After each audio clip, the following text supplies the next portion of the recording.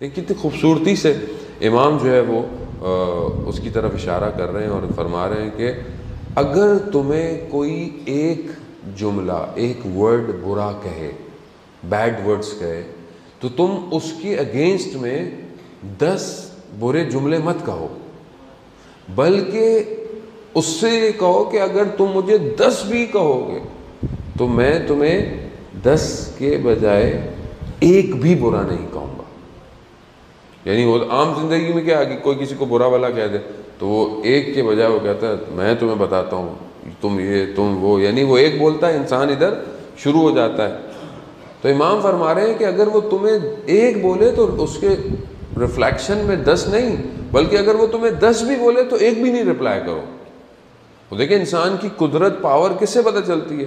کہ انسان کے پاس طاقت ہو، پاور ہو، رپلائی کر سکتا ہے مگر معاف کر دے۔ یہ چیز بلڈ کرنی، اور یہ اتنا آسان نہیں ہے، یہ بہت مشکل ہے۔ بعض اوقات گاڑی سامنے سے یوں کر کے گزر جاتی ہے، آدمی کہتا ہے اس کو دیکھو کیا ہوگا، کوئی نہیں، گزر گیا۔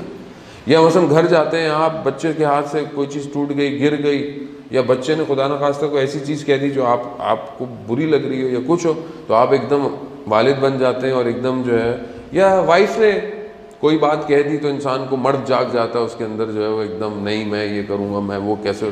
خوب صبر کریں، تحمل کریں، انسان بردباد۔ اور وہی دیکھیں پرسنالٹیز طاقتور ہوتی ہیں جو خاموش رہتی ہیں۔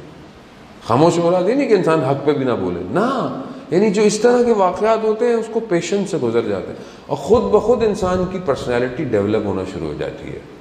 اگر آپ ہر بات میں، ہر چیز میں اگر آپ رپلائی کرنا شروع کر دیں گے، آپ کی شخصیت ختم ہو جائے گی، آپ کی شخصیت میں صبر نہیں رہے گا۔ اور یہ ہم دیکھنے میں ملتا ہے، کیونکہ بہرحال لوگ ہم سے مشورہ لیتے ہیں کہ ہر بات میں غصہ آ جاتا ہے، ہر چیز میں۔ اس کی وجہ یہ ہے کہ ہمارے پیشنس نہیں ہے۔ آپ تھوڑی دیر صبر کریں، رک جائیں، ٹائم دیکھیں۔ کوئی بھی ایکشن جو ری ایکشن باڈی کے اوپر ہوتا ہے وہ 12 منٹس سے 14 منٹس تک ہے، یا آپ اس کو پریکٹیکل کر کے دیکھ لیں۔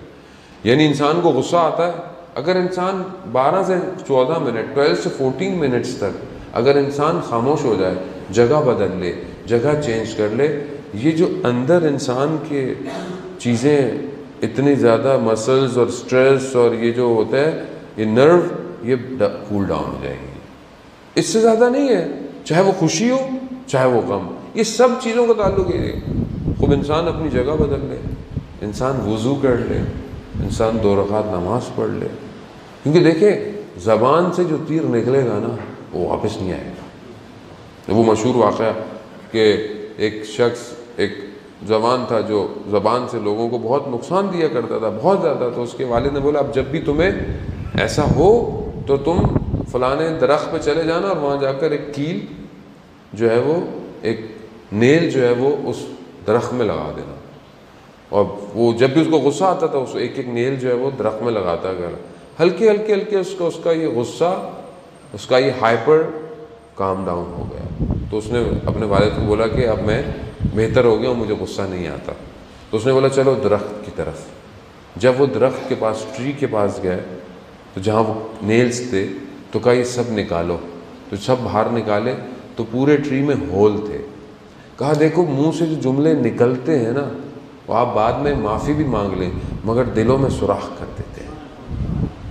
تو انسان کوشش کرے کہ اگر انسان اس وقت صبر کر جائے تو کتنے جھگڑے نہ ہوں انسان کی زندگی میں، کتنے فساد نہ ہوں، کتنے ڈائیورس جو ہیں وہ فیملیوں میں چھوٹی سی بات پہ ہو جاتی ہیں، کوئی بات ہی نہیں ہوتی۔ بعد میں اگر آپ بیٹھے ایگزامن کریں تو کوئی بات ہی نہیں تھی، کبھی کھانے پہ، کبھی اس پر، کبھی وہ میری ممی کے یہاں جانا ہے، کبھی اس نے اپنی بہن کے یہاں جانا ہے، کبھی اس پہ جانا ہے۔ وہ تھوڑا زندگی ایسی ہے عزیزان محترم، کبھی آپ پیشنس کریں، کبھی وہ پیشنس کریں۔